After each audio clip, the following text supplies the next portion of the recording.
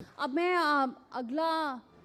अगले जो हमारे पैनलिस्ट हैं उनको मैं इनवाइट करूंगी और भी चर्चा होगी क्योंकि अब हमारे साथ जुड़ रहे हैं नितिन जी, डीपी मोटर्स गोरखपुर से हैं। नितिन जी प्लीज़ आइए आप मंच पर। और उमेश अग्रही जी जुड़ चुके हैं जगमग इंडस्ट्रीज़ गोरखपुर से, आप भी आइए उमेश जी प्लीज़। और साथ ही हमारे साथ डॉक्टर अंकित श्रीवास्तव जी जुड़ रहे हैं। आप भी मंच पर आइए अंकित जी, होम्योपैथिक डॉक्टर हैं, तो इस पर भी आगे चर्चा करेंगे। डीपी मोटर्स और जगमग इंडस्ट्रीज़ और होम्योपैथिक डॉक्टर किस तरह से ये अपने अपने क्षेत्र में महत्वपूर्ण योगदान दे रहे हैं और गोरखपुर जो विकास कर रहा है, गोरखपुर के लोगों के लिए कैसे आगे बढ़ चढ़कर हिस्सा ले रहे हैं, उसको वो बखूबी बताएंगे। उनसे भी तमाम सवाल होंगे। तो ओवर टू यू कुंदन। शुक्रिया दीपाली, तमाम पैनलिस्ट का बहुत बहुत स्वागत है। लेकिन चूंकि मौसम बदल रहा है तो डॉक्टर साहब से शुरुआत कर लेते हैं, डॉक्टर अंकित से शुरुआत कर लेते हैं। डॉक्टर अंकित, होम्योपैथी डॉक्टर हैं आप। होम्योपैथी में लोगों का झुकाव कंपैरेटिवली थोड़ा कम है, ऐसा क्यों है और इस झुकाव को बेहतर करने के लिए आप क्या योगदान गोरखपुर में दे रहे हैं? देखिए, सबसे पहले तो आपको मैं सादर आभार करना चाहता हूँ मुझे आमंत्रित करने के लिए। होम्योपैथी में झुकाव कम है ये कहना गलत होगा। असल में क्वालिटी ऑफ ट्रीटमेंट बहुत मैटर करता है, रिजल्ट ओरिएंटेशन मैटर करता है। आपको जहाँ क्वालिटी ऑफ ट्रीटमेंट मिलेगा, जहाँ रिजल्ट ओरिएंटेशन मिलेगा, उस और आपका झुकाव स्वतः होता चला जाएगा। ठीक है, तो ये चीज़ ज़्यादा फोकस करने वाली बात है कि हमारे पास क्वालिटी ऑफ होम्योपैथ डॉक्टर कितने हैं और उनका रिजल्ट ओरिएंटेशन फोकस कितना है, इस पर बात करें ज़्यादा बेटर रहेगा। ठीक है, और ये चीज़ें बढ़ रही हैं पहले की अपेक्षा। आप देखिए जो रिसर्च ओरिएंटेशन है हमारा वो बढ़ रहा है, और जब हमारी रिसर्च की क्वालिटी इंप्रूव करेगी तो रिजल्ट ओरिएंटेशन अपने आप बढ़ेगा किसी भी सिस्टम के अंदर, किसी भी फील्ड के अंदर। और जब रिजल्ट आएंगे तो लोगों का झुकाव अपने आप उस ओर होता चला जाएगा।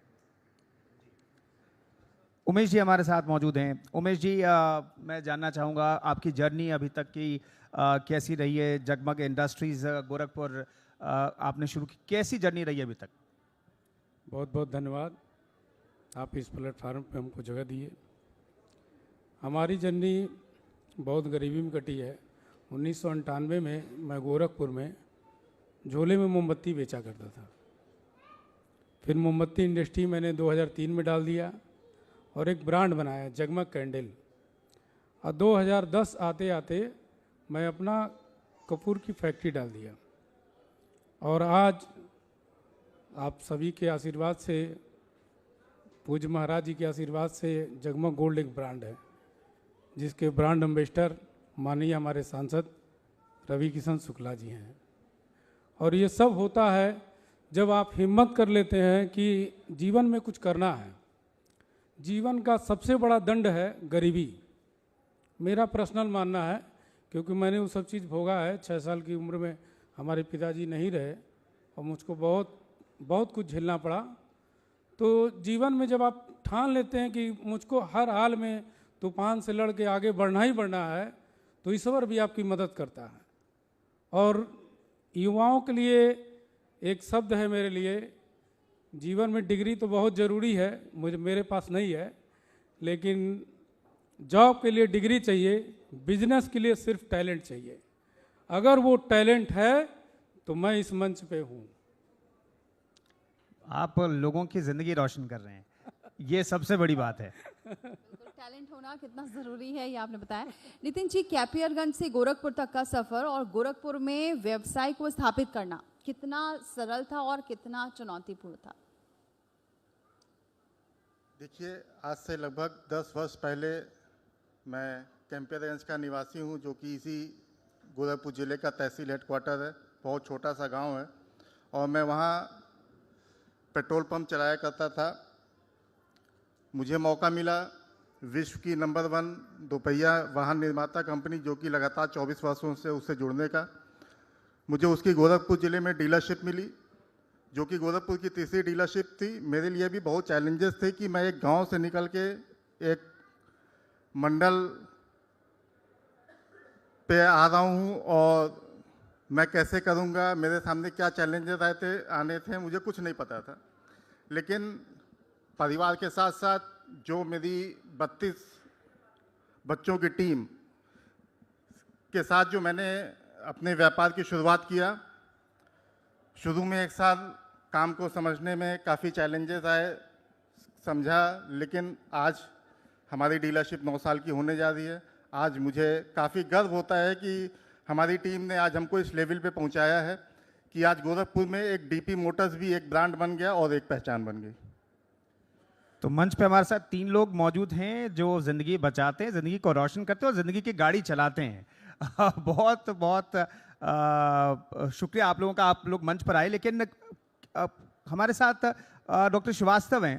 डॉक्टर श्रीवास्तव, मैं जानना चाहता हूँ, आजकल ओबेसिटी की बात होती है, कैंसर की बात होती है, और आपने कहा कि एक क्वालिटी इलाज की ज़रूरत है, क्वालिटी ऑफ डॉक्टर्स की ज़रूरत है जो डिलीवर कर सकें।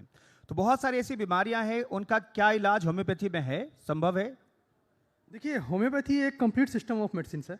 ज़रूरत है इसके प्रॉपर अंडरस्टैंडिंग की, इसकी समझ की, ठीक है, जो अब धीमे धीमे लोगों के अंदर आ रहा है। इसके ऊपर काफ़ी रिसर्च भी हो रहे हैं, जो हम लोग अपने क्लिनिकल प्रैक्टिस में अब इनोवेट कर रहे हैं चीज़ों को। और रही बात ट्रीटमेंट की, तो जितना अच्छा क्वालिटी ऑफ ट्रीटमेंट रहेगा, कैंसर कोई असाध्य बीमारी नहीं है, ठीक है।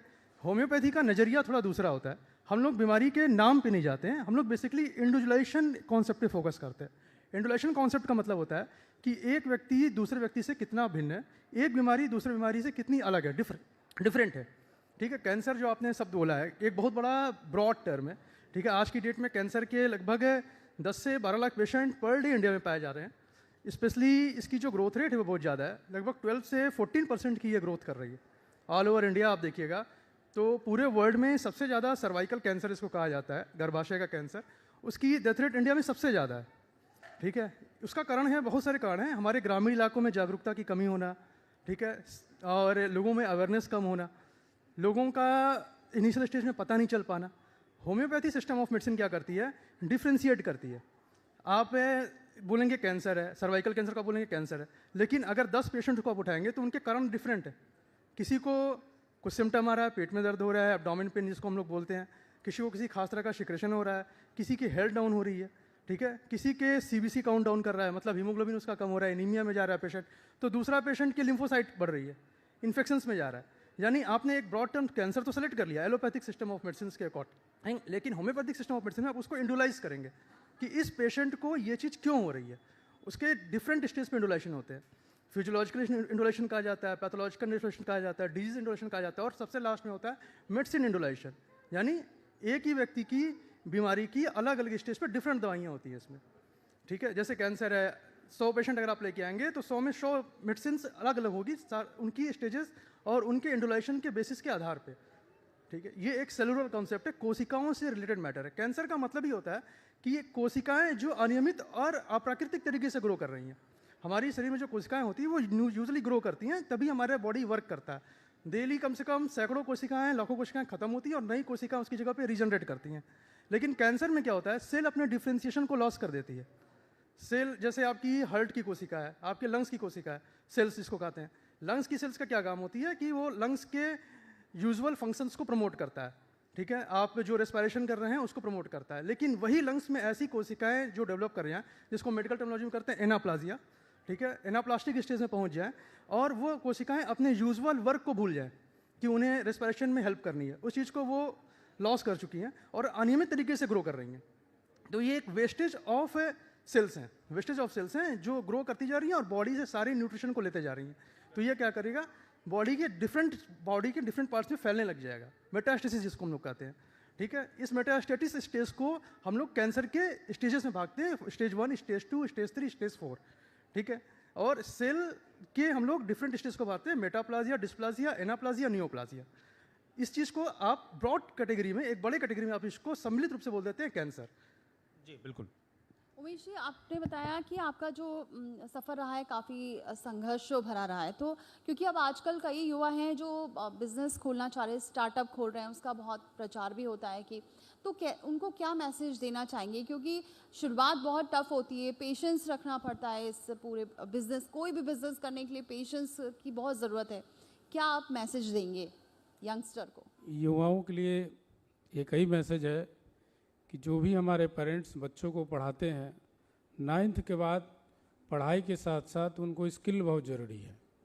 अगर किसी भी कार्य क्षेत्र में वो पढ़ाई के साथ साथ कम टाइम में सीखना शुरू कर देंगे, उसमें भी टाइम लगता है।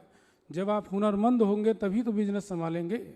अब हो क्या रहा कि युवा डिग्री के पीछे एकदम दिन रात पढ़ तो ले रहा, बहुत समय युवाओं से मिलता हूँ, तमाम युवाओं से मिलता हूँ, मन दुखी भी होता है कि कितना माँ बाप त्याग करके बच्चों को पढ़ा रहे हैं, बड़े स्कूल में टॉप क्लास के पढ़ा रहे हैं, और पढ़ाई के बाद जब उसको 20,000 25,000 महीने के लिए मेहनत करना पड़ता है तो मन में बहुत दुख होता है। तो उन युवाओं के लिए यही मैसेज है, धैर्य रखें, 9th के बाद कोई ना कोई स्किल अपना टारगेट कर लें जिसमें रुचि हो और उसको सीखते हुए उद्योग की तरफ आगे बढ़ें। उद्योग हमारे पूज्य महाराज जी, प्रधानमंत्री जी इतना योगदान दे रहे हैं कि उस टाइम मेरे पास नहीं समर्थन था, मैं 1 लाख लोन के लिए 9 महीना दौड़ा हूँ, 1 लाख लोन के लिए। आज एक फ़ोन पे मुझको करोड़ों मिल जाते हैं।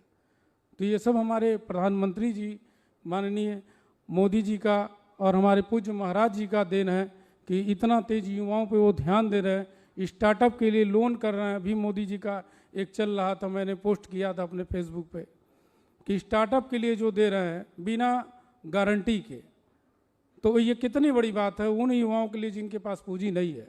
अगर वो धैर्य से उस पैसे का यूज करे सही तरीके से तो किसी को कम से कम लोग नौकरी को लेने के पीछे भागेंगे, ज़्यादा से ज़्यादा नौकरी देने के लिए आगे बढ़ेंगे। नितिन जी, आपने तहसील मुख्यालय से मंडल मुख्यालय तक का सफर तय कर लिया, कौन सा बिजनेस मॉडल है आपका जो इतना हिट रहा है? देखिए, सबसे बड़ी चीज़, किसी भी चीज़ को हिट करने में सबसे बड़ी चीज़, जो सबसे बड़ा योगदान होता है वो टीम का होता है।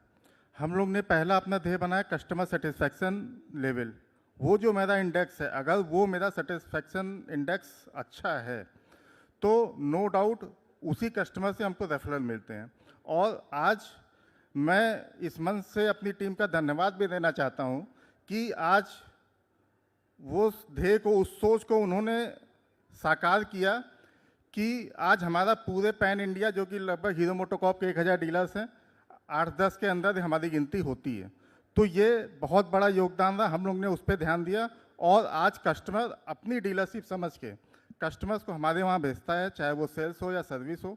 लोग समझते हैं कि सेल्स हुआ, हमको पैसा मिला, हमने उसको डिलीवरी दिया, मेरा काम ख़त्म। लेकिन वहाँ से मेरा काम शुरू होता है, ये मेरी सोच है। क्योंकि उसके बाद गाड़ियाँ सर्विसिंग में भी आती हैं, उसमें भी हमको कस्टमर्स को सेटिस्फाई करना है, क्योंकि उसमें और ज़्यादा चैलेंजेस होते हैं। तो इन सब चीज़ों पे हम लोग ने काम किया। और इसके अलावा समाज में जो एक हम लोग लगातार अवेलेबल रहे, मार्केट में अवेलेबल रहे, इसका हम लोग को बेनिफिट मिला। उमेश जी, आपने अपने टैलेंट की बात की और टैलेंट तो दिखता है कि आप झोले से इंडस्ट्री तक पहुंच गए। ये लेकिन लंबा सफ़र रहा, बहुत प्रेरणादायक स्टोरी आपकी कहानी है। लेकिन आपके टैलेंट को हम इस तौर पे समझ सकते हैं कि आपने स्थानीय सांसद और अभिनेता को एक साथ साथ लिया, ब्रांड एम्बेसडर बना लिया। बिल्कुल, ये देखिए हमारे पूज्य महाराज जी का देन है। मैं भी ग्रामीण से टिकट मांग रहा था, काफ़ी होर्डिंग बैनर मेरा लोग देखे होंगे। तो मैंने महाराज जी से, एक दिन स्वतंत्र देव जी बैठे थे, महाराज जी बैठे थे, मैं खाली पाउच लेके गया। महाराज जी पूछे कपूर कहाँ है? तो मैंने कहा बहुत नीचे चेकिंग वोकिंग होती है, नहीं ला पाया। कहना खाली पाउच क्यों दे रहे हो? तो मैंने कहा महाराज जी सांसद जी से कह दीजिए हमारा ब्रांड एम्बेसडर बन जाए। तो मतलब महाराज जी की कृपा से देखिए उनकी वैल्यू बहुत ऊपर है। ब्रांड एम्बेसडर बनाना उनको आसान नहीं है, बड़े लोग बना सकते हैं, हमारे ऐसे लोग नहीं बना सकते। तो ये पूज्य महाराज जी की कृपा रही। और मेरे दिमाग में था कि मैं अपने ब्रांड के लिए एक बड़ा ब्रांड एम्बेसडर बनाऊंगा, तो मुझको माननीय सांसद जी ही ठीक लगे, तो हो गया महाराज जी कृपा से। नेता भी हैं और अभिनेता भी हैं। बिल्कुल बिल्कुल। सवाल ये भी है कि कैंसर के लिए ठीक है होम्योपैथिक, लेकिन क्या ये किसी डिफरेंट स्टेजेस के लिए काम करती है? क्योंकि एक अगर हम जब वैसे भी बाकी बीमारियों के लिए भी अगर बात करें तो होम्योपैथिक पे लोग अगर विश्वास तो करते हैं, लेकिन उसमें थोड़ा समय लगता है, और कैंसर तो एक बहुत लंबा प्रोसेस है। तो क्या ये डिफरेंट स्टेजेस में लोग कोई मेडिसिन है जो काम कर सकती है? जी देखिए, होम्योपैथी में बहुत सारी मेडिसिन है, ठीक है, और इस पर निरंतर रिसर्च वर्क जारी भी है पूरे वर्ल्ड में। इसके कैंसर के हर स्टेजेस की डिफरेंट मेडिसिन है होम्योपैथी के अंदर। मैंने आपसे कहा कि ये एक इंडुलेशन पे बेसिस सिद्धांत के आधारित मेडिसिन प्रक्रिया है, ठीक है। सारी मेडिसिन प्रक्रिया की अपनी एक प्रॉपर फिलॉसफी होती है और काम करने का तरीका होता है। स्टेज 1, स्टेज 2, स्टेज 3, स्टेज 4, हर स्टेज की अलग अलग मेडिसिन इसमें पूरी तरह से छांटी गई है। जैसे आपकी मान लीजिए आप ब्रेस्ट कैंसर ले रही हैं, आज की डेट में महिलाओं में बहुत कॉमन है breast cancer, specially urban areas में आप देखिए, ठीक है। अभी इसका जो सबसे मेन कारण क्या हो सकता है, इसका मेन मॉडिफाइबल, नॉन मॉडिफाइबल दो तरह के कारण होते हैं। मॉडिफाइबल मतलब वो चीज़ जो आप मॉडिफाई कर सकते हैं, जो आपके नियंत्रण में है, जैसे ब्रेस्ट इंजरी होना। आज की डेट में महिलाएं जो होती हैं लेट मैरिजेस कर रही हैं, बहुत ज़्यादा OCP का यूज़ कर रही हैं, ठीक है। और जो आपका ब्रेस्ट फीडिंग होता है वो काफ़ी कम हो गया है, जिसकी वजह से जो ब्रेस्ट कैंसर्स की प्रक्रियाएं बढ़ गई हैं। अब इन सारी चीज़ों के प्रति जो पैथोलॉजी डेवलप होती है ब्रेस्ट के अंदर, वो डिफरेंट तरीके से होती है। ब्रेस्ट एडिनोमा की अलग मेडिसिन होती है, ब्रेस्ट फाइब्रोमा की अलग मेडिसिन होती है, फाइब्रोकार्सिनोमा की अलग मेडिसिन होती है, ठीक है। इपिथेलियल सेल का कैंसर होगा, मतलब सुपरफिशियल सेल की जो मेडिसिन होती हैं, जैसे प्लम्बम आयोडेटम होती है एक मेडिसिन, काफ़ी अच्छी मेडिसिन होम्योपैथी के अंदर होती है। जब ब्रेस्ट टिश्यूज़ के अंदर स्किन जो होती है वो पील of, orange peel of like की संरचना होती है, जैसे आप संतरे का छिलका उतारते हैं उस तरह से ब्रेस्ट टिश्यूज़ काफ़ी ड्राई हो जाते हैं और हॉट होने लग जाते हैं। ये एक पैथोजेनेसिस की प्रक्रिया को पूरी कवर करती है होम्योपैथिक मेडिसिन, जिसको काफ़ी कम लोग प्रॉपर तरीके से अंडरस्टैंड कर पाते हैं। हमारी जी मानो कि इसका प्रचार प्रसार थोड़ा कम है कैंसर के लिए, होम्योपैथी के लिए, क्योंकि जैसे ही लोगों को फर्स्ट स्टेज पता चलती है सबसे पहले वो डॉक्टर्स एलोपैथी के पास ही जाते हैं, फिर धीरे धीरे वो कीमोथेरेपी तक पहुंच जाते हैं। होम्योपैथिक में तब आते हैं जब उनको लगता है कि अब कोई ऑप्शन नहीं है तो चलो इससे भी ट्राई कर लिया जाए। तो ऐसे में प्रचार प्रसार की क्या कहीं कोई कमी है? देखिए, हमारे देश में 90 to 95% केसेस, 95 भी मैं साथ कमी बोल रहा हूँ, 99% केसेस फर्स्ट स्टेज में डायग्नोज हो ही नहीं पाते हैं। उसका कारण है कि हमारे देश में इतनी अवेयरनेस है ही नहीं। जो प्रॉपर स्क्रीनिंग होती है कैंसर की, सर्वाइकल कैंसर की पैप स्मीयर, ब्रेस्ट कैंसर की आपकी होती है मैमोग्राफी, अल्ट्रासोनोग्राफी, आप खुद देख लीजिए, अवेयरनेस देख लीजिए, कितने लोग कराते हैं, ठीक है। ज़्यादातर महिलाएं अपनी बात शेयर करने से डरती हैं अपने घर में, या अगर शेयर करती भी हैं तो उनकी बात को उतनी गंभीरता से लिया नहीं जाता, बहुत लाइटली लिया जाता है। यही रीज़न है कि 90 to 99% केसेस, चाहे किसी भी सिस्टम ऑफ मेडिसिन में देखिए, एलोपैथी, होम्योपैथी, आयुर्वेदिक, मैं सिस्टम ऑफ मेडिसिन को कैटेगराइज नहीं कर रहा हूँ, मैं सबको एक साथ लेके बोल रहा हूँ, ठीक है। सिस्टम ऑफ मेडिसिन का मतलब है आप ट्रीटमेंट कैसे कर रहे हैं, ये एक बात की बात है। डायग्नोसिस सबके लिए एक समान होती है, चाहे कोई भी आप सिस्टम ऑफ मेडिसिन चुनिएगा, डायग्नोसिस आपको एक समान ही रखनी पड़ेगी, और वो डिपेंड करता है डॉक्टर की अपने नॉलेज के ऊपर। इट नॉट डिपेंड ऑन कि आप होम्योपैथ डॉक्टर हैं, आयुर्वेद डॉक्टर, एलोपैथ डॉक्टर, ये डिपेंड करता है कि आपकी नॉलेज, आपकी क्षमता कितनी है उस चीज़ को डायग्नोस करने के लिए। फर्स्ट स्टेज में डायग्नोसिस बहुत मुश्किल होती है और डायग्नोस हो नहीं पाते हैं केसेस। जब तक किसी भी डॉक्टर के पास केस आते हैं, यूजुअली वो तो 3rd स्टेज के होते हैं या 4th स्टेज के होते हैं, ठीक है। जितने हमारे पास होम्योपैथ डॉक्टर हैं, नंबर ऑफ डॉक्टर्स हमारे पास बहुत ज़्यादा हैं, ठीक है। जो होम्योपैथ डॉक्टर्स हैं, जितनी रिक्वायरमेंट होनी चाहिए, जो फुलफिलमेंट होनी चाहिए, जो होम्योपैथी सिस्टम को लेकर उनके अंदर अंडरस्टैंडिंग होनी चाहिए कि होम्योपैथी कितना वर्क कर रही है, उतना वो लोग एलिजिबल नहीं हो पाते हैं ज़्यादातर केसेस में। इसके प्रॉपर कोर्सेस हैं, BHMS, MD, लगभग ये 10 से 15 ईयर का कोर्स होता है पूरा। आप जब स्टडी करते हैं होम्योपैथी को, 10 से 15 ईयर का कोर्स लगता है, और उसके बाद भी 7-8 साल आपको रिसर्च फील्ड में बिताने पड़ते हैं, अपने डिफरेंट कंट्रीज़ में जाके, डिफरेंट सेक्टर्स में जा करके, कि होम्योपैथी एक्चुअल में वर्क करती कैसे है, इसकी प्रॉपर अंडरस्टैंडिंग होती कैसे है, इसकी लॉ ऑफ मेडिसिन वर्क कैसे करता है। इस चीज़ को कैटेगराइज करने वाले बहुत कम है। पूरे इंडिया में अगर आप देखिएगा तो आपको बहुत ही कम डॉक्टर मिलेंगे जो इसकी प्रॉपर अंडरस्टैंडिंग रखते होंगे, ठीक है। मैंने यही आपसे कहा ना कि ये इंडोलाइजेशन के बेसिस के आधार पे है। कैंसर के आपने बोला कि 2nd स्टेज है, एक पेशेंट आ रहा है 2nd स्टेज लेकर के, एक पेशेंट को डिफरेंट सिम्टम है। मान लीजिए आप किसी भी कैंसर की बात कीजिए, लंग कैंसर की बात कीजिए, एक पेशेंट बोला है मुझे पेन होता है चेस्ट के अंदर, कफ में प्रॉब्लम होती है, मुझे ब्रीथिंग में दिक्कत आती है। दूसरा पेशेंट बोला नहीं मुझे तो कोई दिक्कत ही नहीं है, मैं तो बिल्कुल एसिम्प्टोमेटिक हूँ। उसको आप बोल रहे हैं कि आपको कैंसर है, लंग कैंसर, वो बोलेगा कि नहीं, विश्वास नहीं करेगा कि मुझे लंग कैंसर है। आपके लिए बीमारी सेम है, लंग कैंसर 2nd स्टेज, लेकिन cause of disease and symptom of disease are different.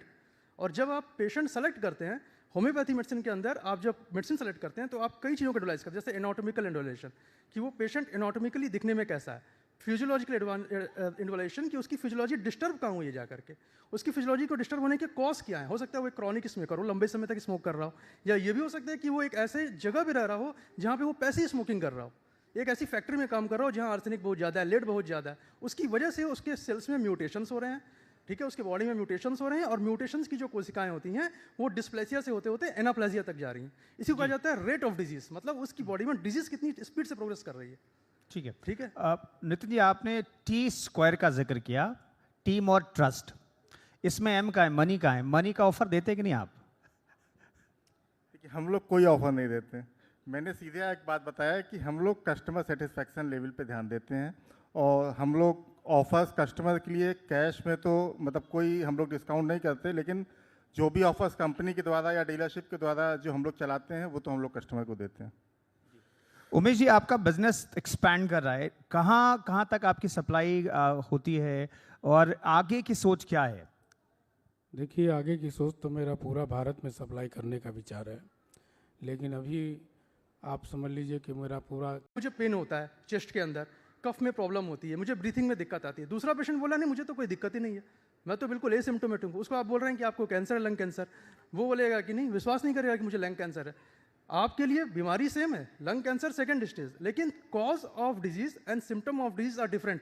और जब आप पेशेंट सेलेक्ट करते हैं होम्योपैथी मेडिसिन के अंदर, आप जब मेडिसिन सेलेक्ट करते हैं तो आप कई चीज़ों को एनालाइज करते हैं, जैसे एनाटॉमिकल इन्वोल्यूशन कि वो पेशेंट एनाटॉमिकली दिखने में कैसा है, फिजियोलॉजिकल इन्वोल्यूशन कि उसकी फिजियोलॉजी डिस्टर्ब कहाँ हुई है जा करके, उसकी फिजियोलॉजी को डिस्टर्ब होने के कॉज क्या है। हो सकता है वो एक क्रॉनिक स्मोकर हो, लंबे समय तक स्मोक कर रहा हो, या ये भी हो सकता है कि वो एक ऐसे जगह पे रह रहा हो जहाँ पे वो पैसिव स्मोकिंग कर रहा हो, एक ऐसी फैक्ट्री में काम कर रहा हो जहाँ आर्सेनिक बहुत ज़्यादा है, लेड बहुत ज़्यादा है, उसकी वजह से उसके सेल्स में म्यूटेशंस हो रहे हैं, ठीक है, उसके बॉडी में म्यूटेशंस हो रहे हैं, और म्यूटेशंस की जो कोशिकाएं होती हैं वो डिस्प्लेसिया से होते होते एनाप्लेजिया तक जा रही हैं। इसी को कहा जाता है रेट ऑफ डिजीज, मतलब उसकी बॉडी में डिजीज कितनी स्पीड से प्रोग्रेस कर रही है।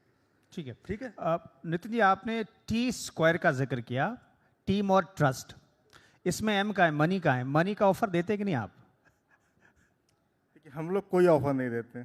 मैंने सीधे एक बात बताया कि हम लोग कस्टमर सेटिस्फैक्शन लेवल पे ध्यान देते हैं, और हम लोग ऑफर्स कस्टमर के लिए कैश में तो मतलब कोई हम लोग डिस्काउंट नहीं करते, लेकिन जो भी ऑफर्स कंपनी के द्वारा या डीलरशिप के द्वारा जो हम लोग चलाते हैं वो तो हम लोग कस्टमर को देते हैं। उमेश जी, आपका बिजनेस एक्सपैंड कर रहा है, कहाँ कहाँ तक आपकी सप्लाई होती है और आगे की सोच क्या है? देखिए, आगे की सोच तो मेरा पूरा भारत में सप्लाई करने का विचार है, लेकिन अभी आप समझ लीजिए कि मेरा पूरा छपरा तक माल जाता है बिहार में, इधर बलिया हो गया, इधर आप आजमगढ़ हो गया यहाँ तक, और इधर हम बढ़ जाते हैं गोंडा, श्रावस्ती, नेपाल में भी जाता है, यहाँ तक मेरा माल अभी जा रहा है। नितिन जी, आपको लेके कहा ये भी गया कि आपने कोरोना काल में बहुत लोगों की मदद करी, बिना अपने जान की परवाह किए बिना। देखिए, वो बहुत दिलचस्प कहानी है। कोविड से जस्ट पहले मैं ऐसे ही एसएसपी महोदय के पास बैठा हुआ था, कुछ चर्चाएं चल रही थी। मैंने उनसे कहा कि सर, आप लोग शासन और प्रशासन महिलाओं की सुरक्षा के लिए बड़े बड़े दावे करता है, और आज एक महिला के साथ स्किनिंग की भी घटना हो जाए तो आपकी महिला आरक्षी वहाँ कैसे जाती है? क्या इसका साधन कोई सरकार द्वारा उपलब्ध कराया गया? तो इस पे चर्चाएं आगे बढ़ी, तो मैंने कहा कि सर, हम प्रयास करते हैं CSR एक्टिविटी से, हीरो मोटोकॉर्प से आपको स्कूटर दिलवाने का। हम लोग ने, एसएसपी साहब ने हमसे मात्र 8 स्कूटर की डिमांड किया था, हमने 200 स्कूटर की उनसे चिट्ठी लिखवाई, और एक प्रयास हमारा रहा। हमने उसका गठन शेरनी दस्ता के नाम से इस गोरखपुर में किया, कंपनी में भेजा, 100 स्कूटर हीरो मोटोकॉर्प द्वारा गोरखपुर पुलिस को दिया गया। मैं इसके लिए हीरो मोटोकॉर्प को बहुत बहुत धन्यवाद देना चाहता हूँ। 18 मार्च 2020 की बात है, हमको स्कूटर कंपनी द्वारा जो अप्रूवल मिला। 22 मार्च 2020 को माननीय प्रधानमंत्री जी ने लॉकडाउन की घोषणा कर दी, जैसा कि हम सभी को पता है। लेकिन एक वो जोश था कि हमको 100 स्कूटर गोरखपुर प्रशासन को देना है। ये ऐसी एक बीमारी जिसका किसी को पता नहीं कि इसका बचाव का कारण क्या है, आने वाला समय कैसा रहेगा। परिवार में एक दूसरे को लोग करीब नहीं बैठना चाहते थे, कहीं निकलना नहीं चाहते थे, लेकिन मैं एक भी दिन घर पे नहीं रहा। पहली चीज़ एक जोश ये था कि ये स्कूटर हमको गोरखपुर पुलिस को देनी है। दूसरा, कोई भी Covid patient district hospital, medical college जो भी एडमिट है, उसके पेरेंट्स, वो तो कोविड वार्ड में एडमिट है, उसके पेरेंट्स बाहर पानी भी उनको नहीं मिल रहा था। जो स्थिति थी, हम सभी लोग उस दौर से गुजरे हैं, अपनी आँखों से देखा हुआ है। वहाँ हम लोग ने पर डे 2,500 से 3,000 लोगों को खाना खिलाने का काम किया। आज पुलिस की टीम हर तिराहे चौराहे पे बैरिकेड्स लगा के हम लोग को घर से बाहर नहीं निकलने दे रही थी, हम लोग की सुरक्षा में खड़ी थी। उनको भी एक गिलास पानी या चाय नहीं मिल रही थी, उनके लिए एक एक पैकेट बिस्किट और पानी की बॉटल्स हम लोग हर तिराहे चौराहे पे लगातार 46 दिन तक डिलीवरी करने का काम किया था। कैंपेयर्स का रहने वाला हूँ, वहाँ से अलग एक प्रेम है। वहाँ पे टैंकर से पूरे गांव को सैनिटाइज कराना। इसके अलावा गोरखपुर प्रशासन को भी सैनिटाइज़र और मास्क का हम लोग ने डिलीवरी दिया था। तो एक अलग जुनून है समाज में कुछ काम करने का, जैसा कि अतुल जी ने भी बोला कि अगर हमको भगवान ने उस लायक बनाया है तो मेरी भी जिम्मेदारी बनती है कि हम भी उसके लिए क्या कर सकते हैं। जो मेरे आँख के सामने कोई घटना हो रही है जहाँ हम कुछ कर सकते हैं और हम उसको, जैसा कि आजकल हो रहा है, हम लोग आँख बंद करके चले जाते हैं, क्यों नहीं हम उसको उसकी हेल्प के लिए खड़े रहते हैं। तो अगर खड़े रहेंगे तो उसका आशीर्वाद मिलेगा और ये मेरी जिम्मेदारी भी है, उस चीज़ को मैं लेके चलता हूँ। उमेश जी, जब आप अपनी स्टोरी को रात में सोते हैं, रिलैक्स करते होंगे, तो कैसे देखते हैं? दूसरी चीज़ जो इम्पोर्टेंट चीज़ है, आज नए युवाओं को क्या कहेंगे आप जो स्टार्टअप करना चाहते हैं लेकिन बहुत जल्दी टूट जाते हैं, बिखर जाते हैं? उन्हें जब लगता है कि बहुत लंबा प्रोसेस है, कामयाबी के लिए बहुत लंबा सफ़र तय करना पड़ेगा, उनके लिए क्या कहना चाहेंगे आप? देखिए, युवाओं के लिए एक ही चीज़ है कि भाई युवा जितने भी हैं कंफर्ट जोन छोड़ दें। जब हम संघर्ष का रास्ता अपनाते हैं तो हमारे तरक्की का भी रास्ता वहीं से निकलता है। हम कंफर्ट जोन, क्या मतलब ये हुआ कि जो हमारे बच्चे ज़्यादातर समय घर में बिताते हैं उनको मार्केट में आना जाना चाहिए, लोगों से रिलेशन बनाना चाहिए। बहुत से युवा बस मोबाइल पे ही अपना जीवन खपा दे रहे हैं। आप फेसबुक देखने से ज़्यादा फेसबुक में दिखने का काम करिए। आप सोशल मीडिया तो बहुत चलाते हैं, देखते ही ना हैं, लेकिन ऐसा भी कार्य करिए कि लोग आपको देखें। तो वो तभी संभव है जब हम अपना कंफर्ट जोन छोड़ देंगे। जाड़ा, गर्मी, बरसात, आज पानी बरस रहा, बहानेबाजी छोड़ देंगे।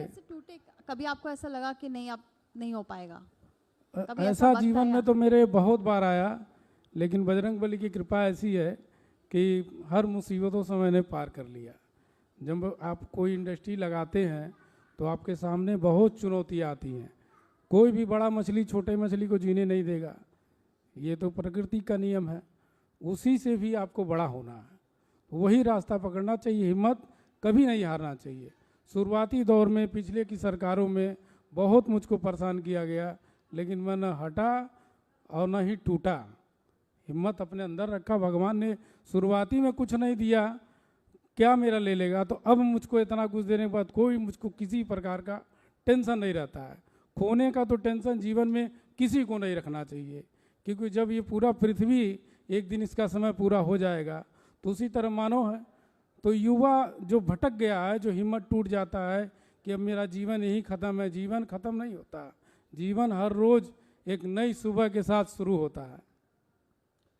बहुत बहुत धन्यवाद आप तीनों का। आप तीनों प्रेरणा स्रोत हैं। किसी न किसी कुछ कहना चाहते हो उमेश जी? जी, मैं आज आपके इस मंच से आपका, पूज्य महाराज जी का और जो हमारे ब्रांड एम्बेसडर बने माननीय सांसद जी का बहुत बहुत धन्यवाद, आभार व्यक्त करता हूँ।